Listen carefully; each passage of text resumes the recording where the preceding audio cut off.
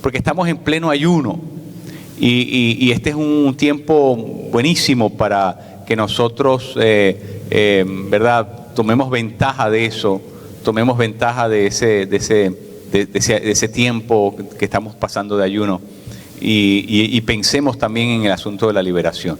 Acompáñenme por favor a Jeremías. Vamos a comenzar ahí en Jeremías capítulo 6, Jeremías 6:14.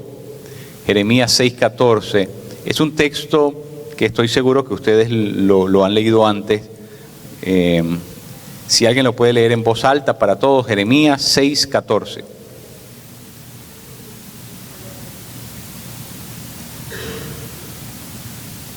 Sí, necesito.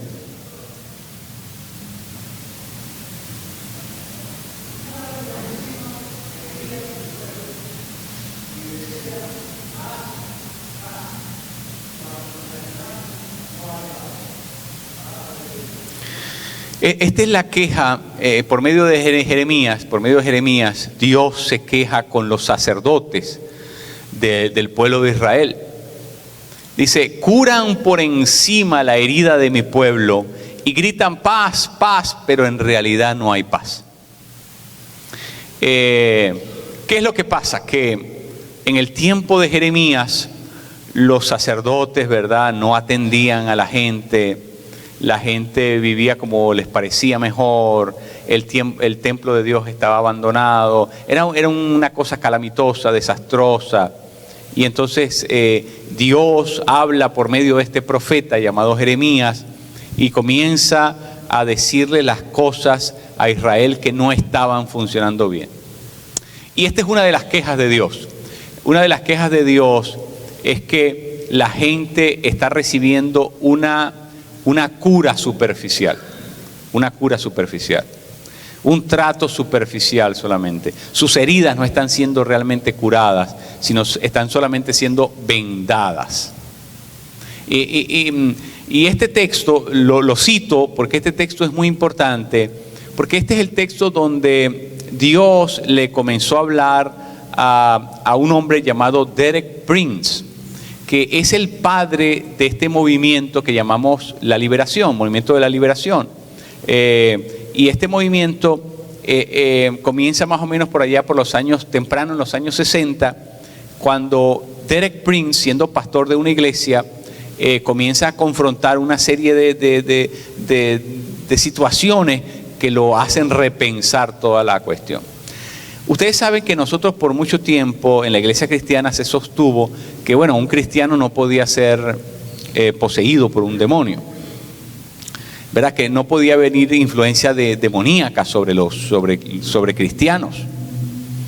Y el asunto es que este pastor en su ministerio comienza a ministrarle a gente que son, no solamente, él era de la iglesia cuadrangular, Derek Prince, de lo que se llama el Evangelio Completo, pentecostal.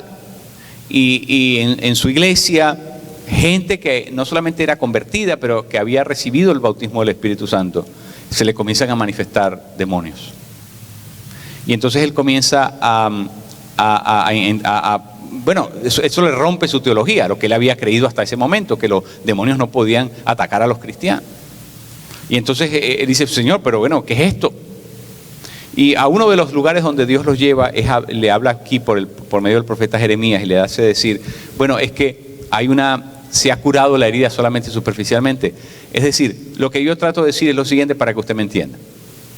Cuando nosotros nos convertimos a Jesucristo, nosotros aceptamos a Jesús en nuestra vida, recibimos el perdón de nuestros pecados, pero nosotros no renunciamos a cada uno de nuestros pecados. Cuando usted se convirtió, no lo hicieron renunciar a no hicieron una lista de todos sus pecados, usted renunció a todos sus pecados. No, usted recibió el perdón de los pecados, usted recibió a Jesucristo en su vida como Salvador. Pero mire, lo que pasó es que ese acto de fe que usted hizo, ciertamente lo salvó, porque usted recibió a Jesús en su vida. Y la Escritura dice que el que confiesa el nombre de Jesucristo es salvo. Bueno, salvo sí, pero el asunto es que muchos de nosotros, aunque entramos en la vida de fe, todavía hay áreas de nuestra vida que están bajo oscuridad.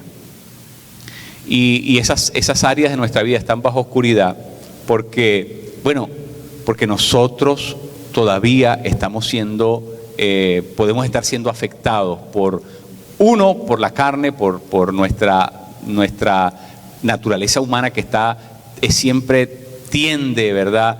Está proclive, está propensa siempre a pecar. Y dos, el otro factor puede ser actividad de demonios, actividad de opresiones espirituales, yugos espirituales, cautividades espirituales. Entonces, mire lo que le voy a decir. Tomando eso en cuenta, tenemos que entender que nosotros como cristianos no estamos exentos. A no ser que tomemos algunas precauciones que yo les voy a enseñar hoy. Pero yo les voy a enseñar hoy por qué podría pasar eso. ¿Cuáles son las razones por las cuales eso podría suceder? Entonces, Derek Prince, en la Segunda Guerra Mundial, le tocó ser enfermero del ejército británico. Este hombre era inglés. Y en la Segunda Guerra Mundial, él dice que vio muchos casos en los que, ¿verdad?, habían explosiones y los soldados llegaban al lugar donde estaba la Cruz Roja y tenían que picarlos, abrirles la herida y tratar de sacarle la bala o la pequeña metal que despiden esas bombas. Y entonces había que curarlo antes de poder ponerle la venda. Y entonces él se recordó en su experiencia de enfermero las tantísimas veces, y él lo relata, él mismo lo cuenta, de las tantísimas veces que el médico con que él trabajaba le dice: no le pongas la venda todavía, tienes que sacarle primero lo que tiene adentro.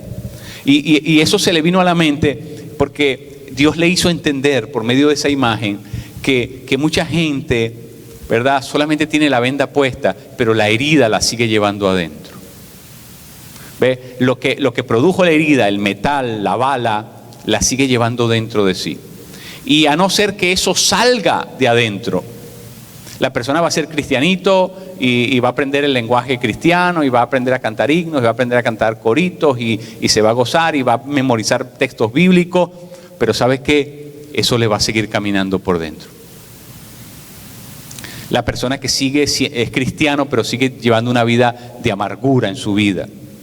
Sigue amargado, no se calienta con nada, nada le satisface, nada le gusta, todo lo mira negro, todo lo mira oscuro, todo lo mira mal, vive continuamente, o la persona que vive encolerizada, rabiosa, molesta todo el tiempo, ¿verdad? La persona que se desquita con todo, que si está brava tira las cosas, rompe las cosas, si está el gato por medio le cae el palo al gato. Es un mar de rabia, ¿cómo se llama? De ira, de odio profundo. La persona que siempre fue envidiosa de las demás y nunca se ha apartado de eso. Entró a la vida de fe, pero sigue trayendo de atrás esa envidia y nunca ha orado por eso, nunca ha renunciado a eso, sino que esa práctica está en las cosas de Dios, pero sigue teniendo la envidia, sigue practicando la envidia. Y entonces ahora es cristianita, pero ahora envidia. O sea, es cristiana y va a la iglesia y se sienta y diezma y todo lo que usted quiera, pero sigue siendo una persona envidiosa. O sigue siendo una persona celosa. ¿Ve? Entonces, ¿qué pasa? Que usted puede ser cristiano y seguir arrastrando un montón de prácticas que son pecaminosas y que en muchos casos se pueden incluso agravar. Se pueden incluso agravar. ¿Ve? Y esto, en mi experiencia, después de 50 años en la iglesia, ¿verdad? Yo le puedo decir que es verdad, que hay gente que está en la iglesia y viene a la iglesia asiduamente y tiene facha de cristiano y tiene ropa de cristiano y tiene lenguaje de cristiano y tiene memorizado los versículos de los cristianos, pero en sus vidas privadas usted no quisiera conocerlo. Son déspotas, son mal hablados, son maliciosos, son mal pensados, etc. Dice, pero ¿cómo esta persona puede venir a la iglesia y todo esto y seguir practicando este tipo de cosas? Porque cuando vinieron a conversión, cuando vinieron a Jesús, no le sacaron ese pedazo de metal. ¿Cómo se llama ese pedazo de metal? Eso tiene un nombre, lo que botan las granadas. Esquila. Eso muchos de nosotros lo podemos tener por dentro y nunca nos lo sacaron. Nos pusimos el uniforme de cristianos, pero nunca nos sacaron eso. Y entonces eso fue lo que Dios le mostró a este hombre llamado Derek Prince. Le mostró la importancia de que los cristianos sean liberados de todas esas cosas pasadas en las cuales el enemigo puede meter su mano también, puede tener control. Algunas veces es simple y llanamente nuestra naturaleza pecaminosa. En algunas ocasiones no tiene nada que ver con demonios, es solamente nuestra naturaleza pecaminosa que está habituada, ¿verdad? Tiene un hábito, porque se acostumbró a ciertas cosas. Pero en otros casos puede haber la influencia de algún demonio. Y entonces eso es lo que nosotros en estas 2 semanas yo quiero que entendamos, que trabajemos, ¿verdad? Basado por supuesto en la palabra de Dios y que nos hagamos conscientes y que si ese es el caso nuestro, nosotros comencemos a trabajar este tipo de cosas. ¿Cuáles son algunas de las maneras como esto puede llegar a la vida de un cristiano? Es decir, ¿cómo esto le puede pasar a un cristiano? Es la primera pregunta. Es decir, ¿cómo es que esto se puede manifestar? ¿Cómo puede llegar a hacerse presente en la vida del cristiano? Bueno, la primera razón es que estas influencias demoníacas pueden llegar a nuestra vida generacionalmente. Generacionalmente. ¿Qué significa eso? Eso significa que aunque usted no haya hecho nada en el mundo espiritual, pero algún miembro de su familia en la vida pasada, es decir, su abuelo, su bisabuelo, usted no sabe, alguna persona de estas haya hecho algún pacto de sangre. Ve, usted no lo sabe porque nadie se lo dijo, pero puede haber alguien en su familia, en su generación pasada, que abrió una puerta espiritual y permitió, ¿verdad?, que esos demonios entraran en su familia, y esos demonios de alguna manera se saben parte de la familia. Y usted va a comenzar a ver cuando son cosas generacionales que se comienzan a repetir patrones, ¿verdad? Es una línea genealógica de alcohólicos. ¿Por qué? Porque ese demonio entró en la familia y eso comenzó a hacer mella generacionalmente. O lo que se llama la muerte temprana.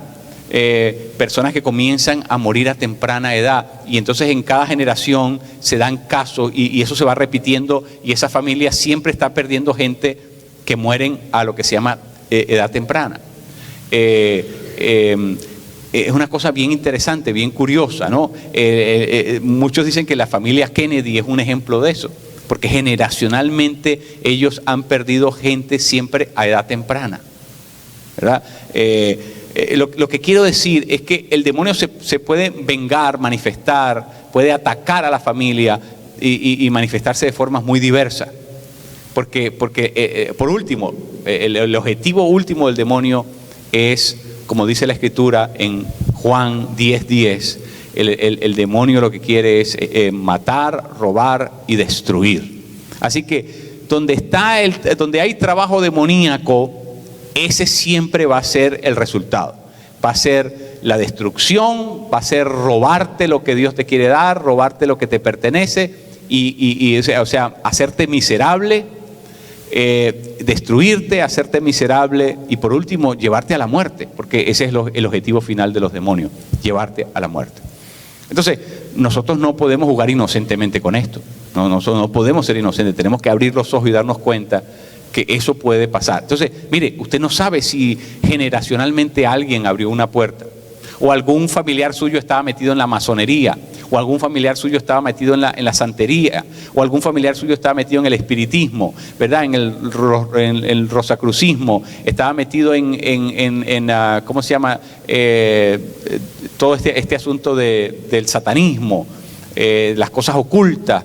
Usted no sabe si alguien en su familia ya abrió las puertas espirituales para que esos demonios comenzaran a circular en su familia. Porque los demonios, una vez que entran, no es fácil sacarlos. Los demonios, una vez que entran, se sienten que eso es de ellos. Comienzan a generar un sentido de propiedad. Y una vez que entraron, no van a salir de ahí fácilmente.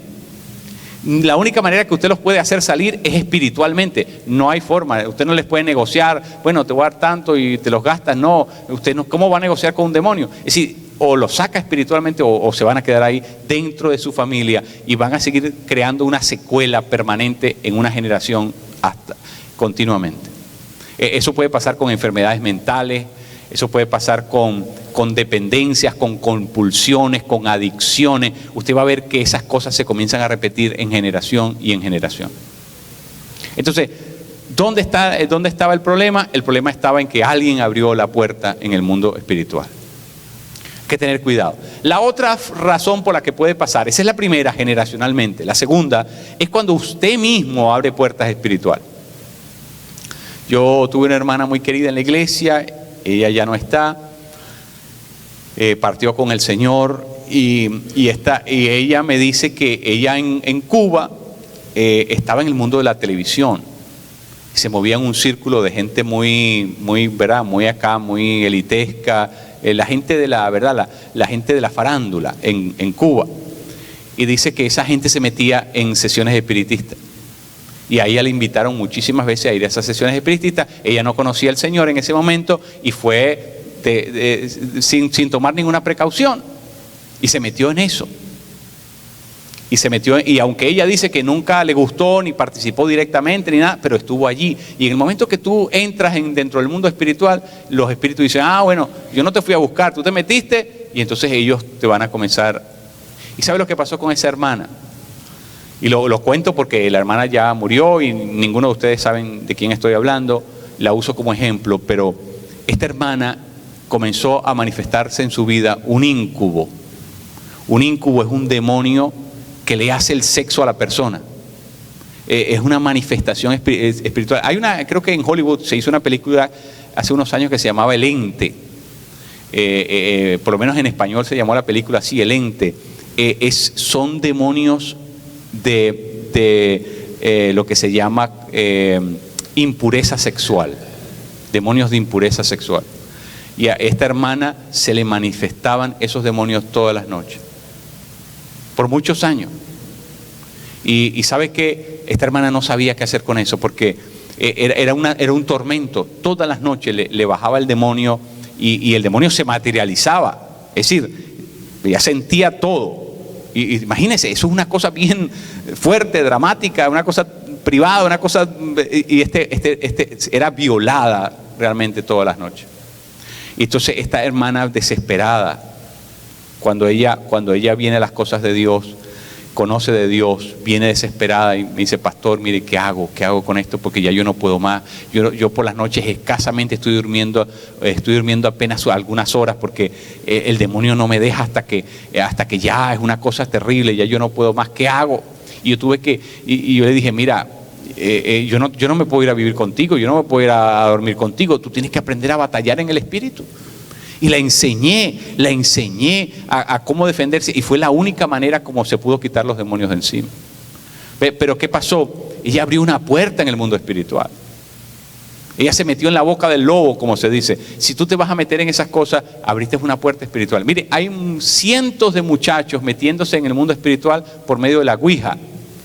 Porque la gente cree que eso es un jueguito como cualquier otro, como jugar Monopolio, como jugar Club. Y sabe que no, la Ouija es una ventana al mundo espiritual.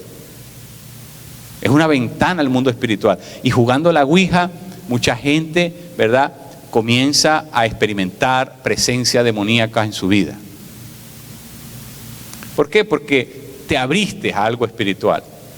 Los demonios caprichosamente no, ¿verdad? Pero si tú te metes en el mundo de ellos, dices, no, tú te metiste, ya tú eres mío. Tú consentiste, tú asentiste, tú estuviste de acuerdo. Entonces, esa curiosidad es peligrosa porque, ¿verdad? Por eso es que la Biblia, en la palabra de Dios, en Deuteronomio, en Levítico, condena toda la práctica de la brujería, de la hechicería, de la cartomancia, de la quiromancia, sacrificios humanos, todo lo que tiene que ver con el ocultismo. Eso está vetado en la palabra. ¿Por qué? Porque eso es una puerta abierta al mundo espiritual. Y en el momento que tú te metes en eso, estás llamando a los demonios, estás invitando a los demonios, estás participando, como dice Pablo en Corintios, de la copa de los demonios. Estás bebiendo de la copa de donde ellos beben. Y ¿sabes qué? Eso va a traer una consecuencia, eso va a traer un resultado. Mucha gente no lo sabe en nuestras culturas latinoamericanas, pero cuando usted le pone un resguardo a un niño, imagínese, usted le está poniendo un demonio de babysitter. Eso es lo que usted está haciendo. Cuando usted le pone un resguardo a un niño, usted le está poniendo un demonio, imagínese, le pone un demonio para que lo cuide. O sea, usted le está poniendo un demonio para que cuide a ese niño. Imagínese lo que va a pasar allí. ¿Ve? Entonces, esos resguardos son una manera en que el padre y la madre dan permiso en el mundo espiritual para que el demonio venga y se materialice. Y entonces esa persona comienza, en otras palabras, lo iniciaron en el mundo espiritual. Lo iniciaron en el mundo espiritual sin que el niño lo supiera. ¿Ve? ¿Pero por qué? Porque la persona pensaba que estaba protegiendo al niño, pero en realidad se lo estaba encomendando a los espíritus. Terrible, peligrosísimo. Entonces hay muchas cosas muchas cosas que nosotros no sabemos que las hicieron nuestros antepasados, pero hay muchas cosas que las hemos hecho nosotros por error, por desconocimiento, porque no conocíamos la verdad, porque no conocíamos del Señor. Y entonces abrimos muchas puertas en el mundo espiritual. Abrimos muchas puertas en el mundo espiritual. Entonces esa es la segunda posibilidad. La segunda posibilidad es que nosotros mismos, ¿verdad? Por ser incautos, por ignorancia, nosotros mismos hagamos eso. Pero son las formas más comunes. Son las formas más comunes. La tercera es que alguien que no es de tu familia, alguien te quiera hacer daño. Y eso es una práctica muy común. Alguien te quiere hacer daño y te lo quiere hacer por vía espiritual. Vudú, candomblé, palomayombe, santería, todas esas cosas tienen la práctica de, atacar a los enemigos. Atacar a los enemigos. Cuando una de esas personas que practica estas religiones afrocaribeñas, ¿qué pasa? Cuando te identifican a ti como el enemigo, o cuando tú eres el jefe de ellos y tú les caes mal, o sienten que tú no los estás respaldando, te van a echar un trabajo. Te van a hacer un trabajo espiritual. No, porque a mí no me va a caer porque yo soy cristiano. Espérate, vamos a ver cómo está tu relación con el Señor. ¿Ve? Pero esa es la segunda posibilidad. La tercera posibilidad es que alguien te esté haciendo un trabajo espiritual. Hay gente, yo esto lo he escuchado varias veces en mi experiencia pastoral, gente que está casada por segunda vez y la otra mujer, la que la habían dejado, entonces comienza a hacerle brujería a la otra persona para vengarse. Y una de las consecuencias de eso, la persona no puede tener hijos, y no puede tener hijos, y no puede tener hijos. ¿Y qué pasa? No, pastor, no. Y hay un trabajo espiritual hecho en contra de esa persona, y la persona no tiene la posibilidad de tener hijos, hasta que se rompe eso espiritualmente. Y estoy diciendo, eso pasa en los trabajos, eso pasa donde quiere que hay competencia, eso va a pasar, porque es un acto de venganza. Es un acto de venganza por medio de un recurso espiritual. Ve, claro, es un recurso espiritual de maldad, porque la maldad existe y los demonios existen, y entonces ellos se van a ocupar de eso. El santero, el brujo, eso no tiene ninguna capacidad de nada, pero ellos trabajan con demonios, son los demonios los que hacen el daño, ¿se da cuenta? Entonces, por eso es que tenemos que tener mucho cuidado, porque ese nosotros estamos expuestos continuamente a eso. Mire, cuando yo estudié en el seminario, por allá por los años 80, yo comencé a estudiar en el seminario en el año 84, se decía que había un congreso de brujos en Colombia, y lo que se filtró de ese congreso de brujos es que ellos estaban organizando su estrategia de trabajo, y entre sus estrategias de trabajo estaba enviar ataque espiritual a todos los pastores de las iglesias. ¿Qué le quiere decir eso? Que hasta yo como pastor estoy continuamente expuesto a ese tipo de cosas. Usted dice, no, pero usted es pastor. No, aquí todos estamos en el mismo juego, aquí todos estamos en el mismo plano. Mire, hace unos años, nosotros, Yoconda y yo fuimos a un entrenamiento en una iglesia, y el pastor sintió de Dios que debía orar por pastores que sintieran algún tipo de opresión espiritual. ¿Qué les voy a decir? En ese lugar habrían unos 1000 pastores. Yo dije, bueno, Yoconda, vamos a ser tú y yo los únicos que vamos a pasar, porque ella sentía que tenía algo, que sentía algo, una opresión en su cuerpo espiritual. Y le dije, bueno, yo voy contigo, yo te acompaño. Yo le dije a ella, bueno, tú y yo somos los únicos que vamos a pasar, porque no creo que ninguno de estos pastores esté en eso. ¿Sabe qué? Pasamos 600 pastores adelante. 600 pastores a que orar. Y lo que salió de allí, usted no se lo puede imaginar. Pastores consagrados, ungidos, gente devota, gente en las cosas de Dios. Pero ¿sabe qué? Ninguno de nosotros estamos exentos a lo que está pasando en el mundo espiritual, porque los demonios no discriminan, están atacando. Entonces usted tiene que estar en la jugada, usted tiene que saber en dónde está, porque si no, mire, camarón que se duerme lo hacen cóctel, así que hay que tener cuidado con eso. Bueno, entonces ¿qué pasa? Esa es la tercera manera. La tercera manera es, ¿verdad?, cuando alguien puede hacer algún tipo de trabajo en el mundo espiritual. Pero la cuarta manera, y esto hay que tener cuidado, es cuando nosotros mismos deliberadamente pecamos. Cuando usted deliberadamente peca, es decir, cuando usted sabe lo que es malo, usted tiene claridad, usted tiene la doctrina, usted tiene la palabra, usted tiene la enseñanza, usted es una persona de Dios, usted conoce el bien y conoce el mal, y usted deliberadamente comienza a pecar. No estoy hablando de una vez, un desliz, no estoy hablando cuando la persona persiste en pecar una y otra vez, abiertamente en contra de la voluntad de Dios. ¿Sabe qué, mi querido? Cuando el enemigo lo ve a usted oponiéndose de esa manera a Dios, el enemigo se encarga de ayudarlo. Porque el trabajo del enemigo es ese, es oponerse a Dios. Y si lo ve a usted oponerse a Dios, dice, no, yo te voy a ayudar a ti para que tú te opongas todavía más. Y ¿sabes qué? La práctica de ese pecado comienza a convertirse en una adicción en la vida de la persona. Y sabe que la persona ya no puede salir, ya después quiere salir, es como el tema de la droga, ¿no? Ya después quiere salir, pero ya no sabe cómo, ya no puede, porque ya se esclavizó a eso, fue esclavizado por los demonios, porque la persona comenzó a practicar algo abiertamente en contra, sabiendo que no era la voluntad de Dios. Y entonces ahí comienza un gran problema que se abre en el mundo espiritual. Así que hay que tener cuidado, porque nosotros no podemos jugar con el bien y con el mal. O sea, si nosotros somos hijos de luz, nosotros no tenemos que intervenir con las tinieblas en nada. Es decir, no es que nosotros el domingo somos santos y los otros 6 días son para la juerga. No, mi hermanito, no. Usted es de Dios, usted tiene que consagrarse completamente 168 horas de la semana a Dios. Usted no puede regalarle una hora, me voy a dar una hora en el mundo, una hora no, eso no existe. O somos de Dios o somos hijos de la luz, pero nosotros no podemos participar en nada en las tinieblas.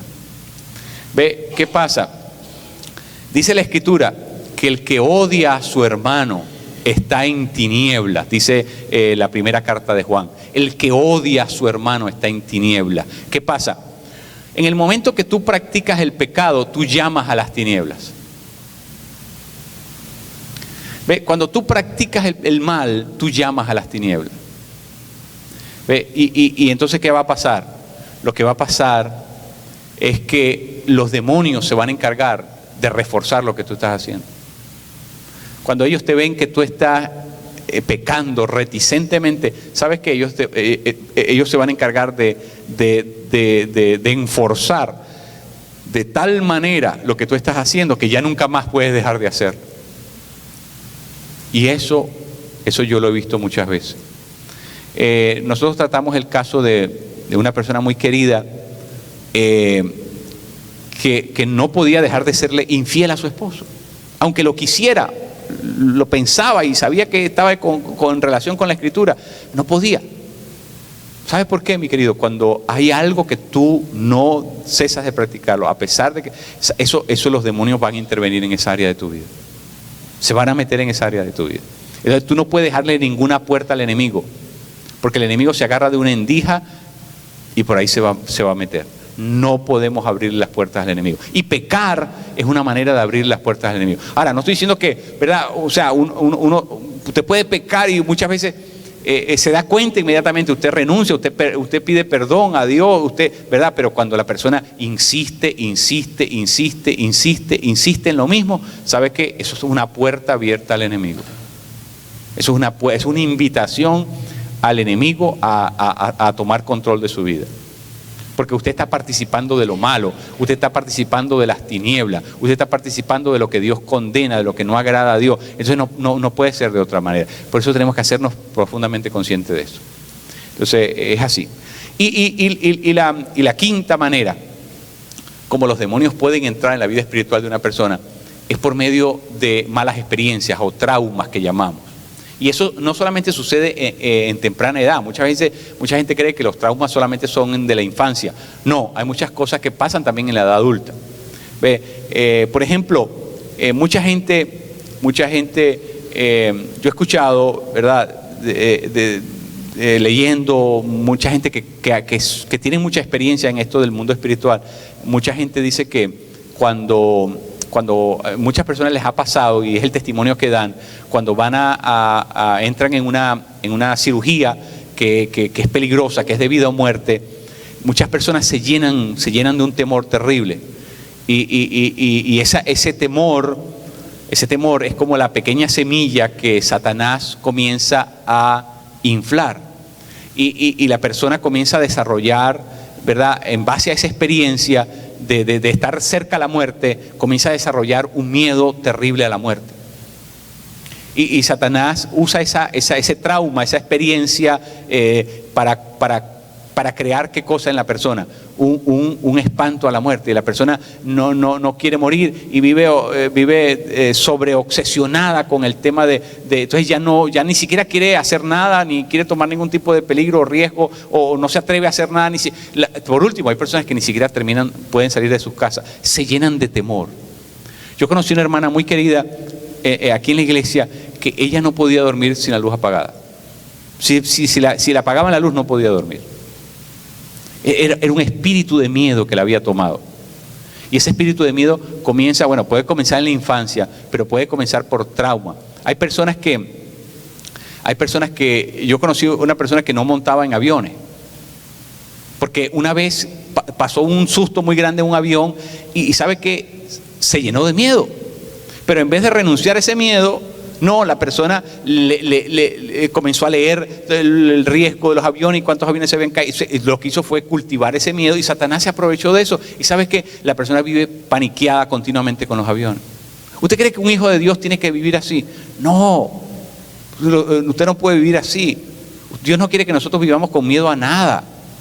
¿Me entiende? Entonces, ¿qué pasa? Si esas malas experiencias, si nosotros no renunciamos a ellas, no le pedimos control a Dios, los demonios van a entrar y van a comenzar a hacer un stronghold, ¿verdad? ¿Cómo se llama eso? Van a hacer un ancla en nosotros. van a ser una fortaleza en nosotros, de esas malas experiencias que nosotros tenemos. ¿Ve? O por ejemplo, alguien tuvo una experiencia mala de racismo. Gente blanca se burló de usted, lo maltrató, lo vejó. Y usted desarrolló, ¿verdad? En vez de renunciar a eso y decir, bueno, esto no es de Dios, esto es pecado. No, la persona en vez de soltar eso, comenzó a cultivar en su alma, dejó eso allí. Y sabe que la persona termina odiando a los blancos. Y donde ve un blanco se le suben los colores a la cara, y, no los tolero. ¿Me entiende? ¿Por qué? Porque la mala experiencia se tornó en algo mortífero, se tornó en algo peligroso. ¿Por qué? Porque en los momentos que tú la dejaste en tu corazón, el enemigo te la va a inflar, el enemigo te la va a cultivar, el enemigo te la va a alimentar. ¿Sabe qué? Los demonios son como las carroñas, los pájaros carroñeros, los pájaros estos que comen desperdicio, ¿verdad? Los demonios huelen donde hay una herida abierta. Los demonios saben cuando tú estás odiando. Ellos en el mundo espiritual pueden olerlo, no en el mundo físico, en el mundo espiritual. Y ¿sabes qué? Van a alimentar lo que tú abras, lo que tú deposites, lo que tú dejes allá adentro que no es de Dios. Ellos se van a encargar de alimentarlo y lo van a hacer crecer en tu espíritu hasta que eso llegue a tener una forma desbordante, llegue a tener una forma impresionante. Mire, es increíble. Yo no sé si ustedes saben eso, pero aquí en los Estados Unidos hay un caso impresionante. Un hermano de una iglesia que era el presidente del concilio de esa iglesia, y el FBI descubre que ese era el famoso ¿cómo se llamaba? El que violaba, torturaba y mataba, BTK, el famoso BTK.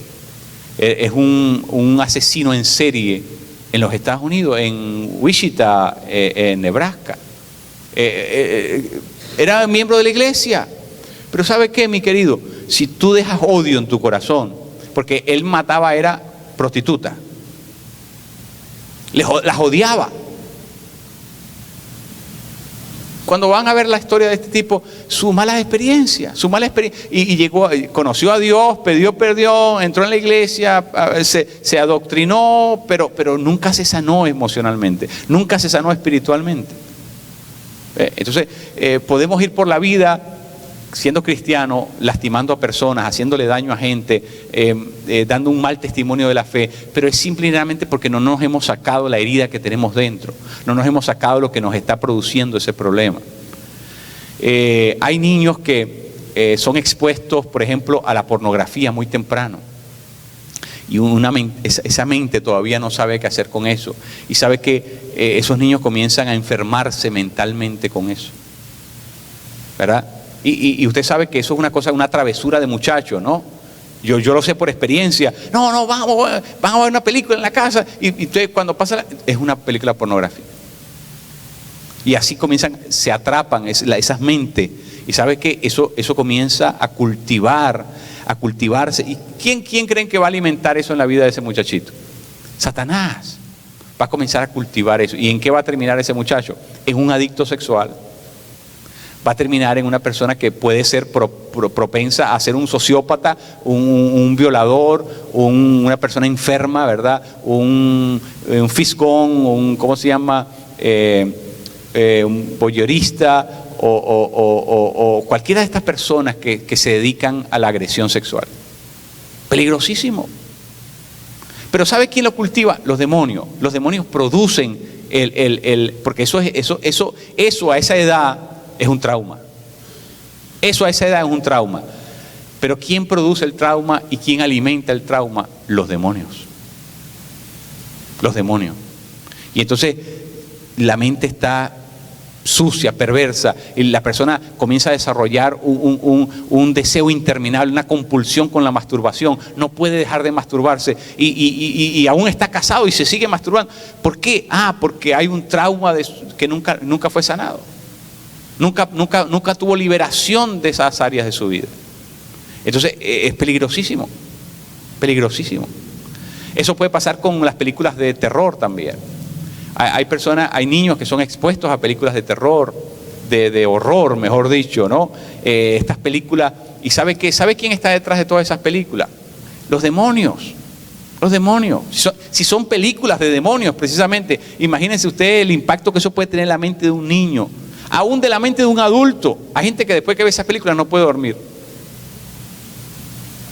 ¿Sí me entiende lo que estoy diciendo? Entonces, los demonios lo que quieren hacer es un rotito, un agujerito para poder por ahí comenzar a mandar lo de ellos.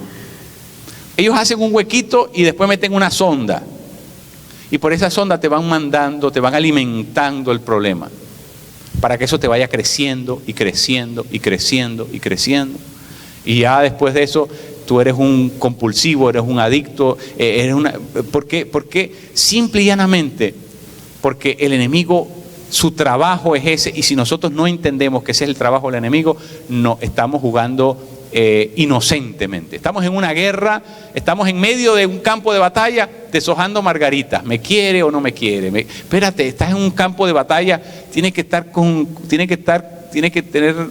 alerta, tienes que estar en otra cosa, no puedes estar inocentemente en un campo de batalla. Entonces, la semana que viene vamos a hablar de eso, de la lucha que la Escritura dice que tenemos contra potestades, contra demonios, contra el mundo de maldad. Pero miren, mi querido, le voy a contar algo de mi propia vida, yo creo que esto lo he contado antes. Hace unos años atrás, hace unos cuantos años atrás, mi peor día, siendo pastor de la iglesia, mi peor día era el día domingo. Yo no quería que el domingo llegara. Yo no quería que el día domingo llegara. Era el peor día de la semana. Se supone que es el mejor día de la semana, ¿verdad? El día del Señor. Domingo significa el día del Domini, ¿no? Del Domini es el Rey, el Señor. El día del Señor. Yo no quería que el domingo llegara. Era mi peor día. Y ¿sabe por qué? Yo no lo había entendido, pero entraba una depresión en mi vida. Una frustración en mi vida. Y esa frustración yo la descargaba con la gente incluso. La descargaba con la gente porque, era un enojo que yo tenía. Y la gente lo notaba. Yo estaba deprimido, yo no sabía qué hacer, pero yo tampoco entendía qué era lo que estaba pasando. Por último, ya yo estaba considerando incluso no seguir en el ministerio, porque ¿para qué? Si no estaba disfrutando lo que estaba haciendo. Todos los domingos yo llegaba a mi casa y era obligatorio que yo comenzaba a hacerle una autopsia al sermón. Lo que dije, lo que dejé de decir, por qué dije esto. Y no era yo, era opresión espiritual en mi mente, para frustrarme más, para hacerme sentir peor, era una cosa diabólica, porque ya yo no quería ni predicar, ya era una cosa terrible, mis queridos. Un día, como cualquier otro domingo, yo comencé a sentir que ya venía, porque eso es algo que a mí me comenzaba lentamente, es decir, se comenzaba a manifestar esa depresión, ese sentido así melancólico, de tristeza, eso me comenzaba a invadir lentamente. Y ese domingo, cuando yo comencé a sentir que eso me estaba volviendo, ¿sabe qué? Yo sabía que las lágrimas ya venían. Y yo me paré. Había alguien ahí en la sala. Ahora mismo no recuerdo si eran mis hijas o Yoconda, no sé, pero yo me paré para que no me vieran llorar y me fui a mi oficina. Y cuando yo llegué a la oficina, yo le dije al Señor en desesperación: Señor, por favor, dame una señal, una manifestación tuya. Y cuando yo le dije eso al Señor, yo sentí cómo me quitaron de encima algo pesadísimo. Se levantó algo en mi vida. Imagínense que usted viene con un saco de arena montado aquí y usted de repente se lo quitan. Eso fue exactamente lo que yo sentí. Se levantó espiritualmente algo. Y sabe que desde ese día en adelante ya no volví a ver las cosas negras. Ya no, porque antes era un pesimismo, era una cosa terrible que me invadía. Yo no podía pensar el ministerio, yo no podía imaginar el ministerio, yo no podía predicar. Era una cosa terrible, pero hasta ese día entendí que era una opresión espiritual que había venido sobre mí. Era una asignación, era un demonio. La semana que viene vamos a hablar que hay demonios que son asignados. Demonios que son asignados a la vida espiritual. Y ese era un demonio que yo tenía asignado para que yo dejara el ministerio, para que yo abandonara el ministerio. Es una cosa terrible. Y no es la única vez que me ha pasado con otras cosas, donde yo he visto que hay un antes y un después. O sea, algo que no podías dejar de hacerlo, y en el momento que viene la liberación, desde ese segundo en adelante ya puedes hacer lo que no podías hacer. ¿Cómo puedes explicar eso? Si no fuiste a un psiquiatra, a un psicólogo, no tomaste ninguna medicina, ¿cómo puedes explicarlo?